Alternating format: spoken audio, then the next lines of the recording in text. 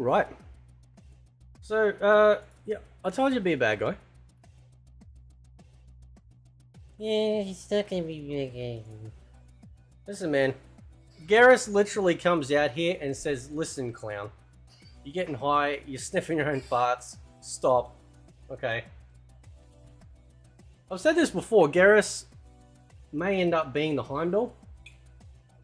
So his complete and utter sole role literally is protecting the hourglass, watching over how everything's transpiring, and noticing that, you know, this is happening.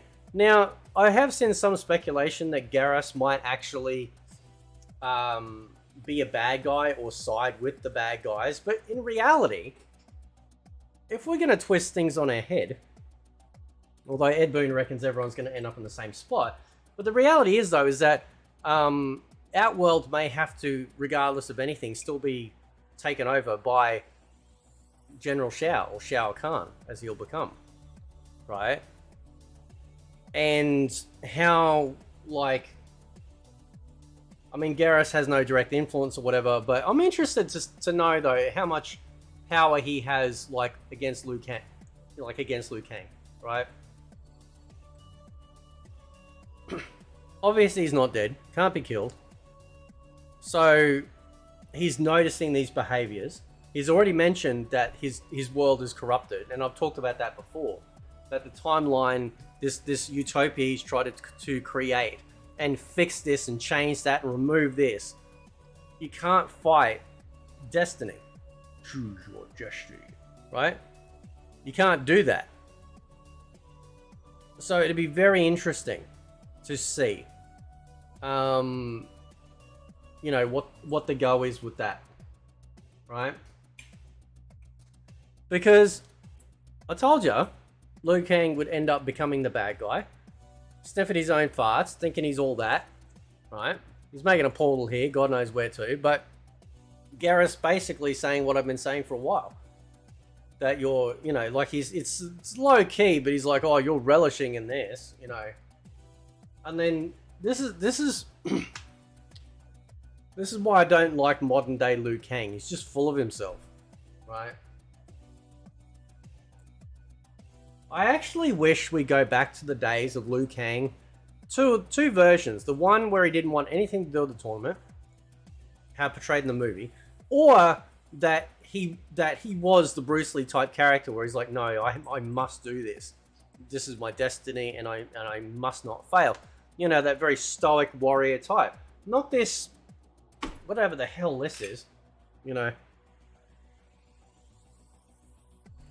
I don't like how they're portraying him. I haven't for a while now. You know, I think we need to get some new writers up in there. Okay. So, I don't know, like, what's going to happen storyline-wise. Like, obviously, full thing. You know, Liu Kang and Garrus are apparently friends. Although Garrus doesn't seem impressed. He's like, yeah, whatever, dude. You can say whatever. You can sweet talk me whatever you want, brother. But, you know, I can see what you're doing. I see your browser history, Lou. Up here in your hoe room.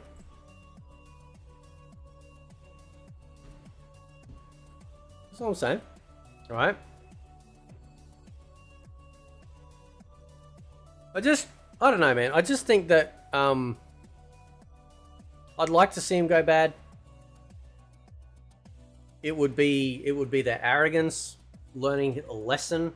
I think at some point Raiden will become the true protector of Earthrealm. Liu Kang will recognize this and realize that he is incapable of doing this, right? He may even tell Raiden the truth and say, in the old, or in the other universe, you are the protector of Earthrealm. And Raiden might be like, well, why'd you take it? I don't know, like, I don't know. It just depends, like, how much they'll delve into this. I want the story to be good. I want it to be engaging. I want it to feel real, right? I want it to feel like it's not just a gimmick, and yet just another reboot of another reboot of another reboot of a timeline, right? I knew Mortal Kombat jumped the shark the moment I saw Quan Chi riding a horse in MK10. I'm just like, dude, what? I don't know, it was something about that and I'm just like, nah. It's just, man, this is garbo. Absolute garbo. I am at this point hoping that Shang Tsung is the good guy. And he may very well be. Right? Like the anti-hero. You know, he's got a bad past, but he actually comes around and realizes, okay, Liu's actually going to end up being the bad guy. And what he does in this realm, he'll eventually try and impose on all the other realms. So he invades and rises up and realizes that they need to take Outworld in order to stop this from ever happening.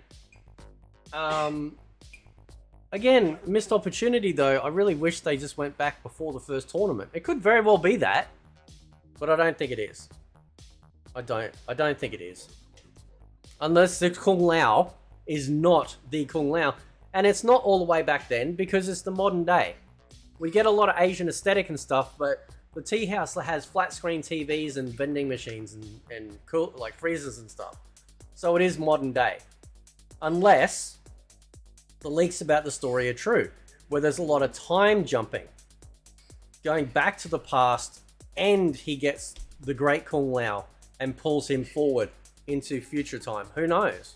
Who knows? Like this, you know what I mean? Like, it's starting to feel like a Marvel show.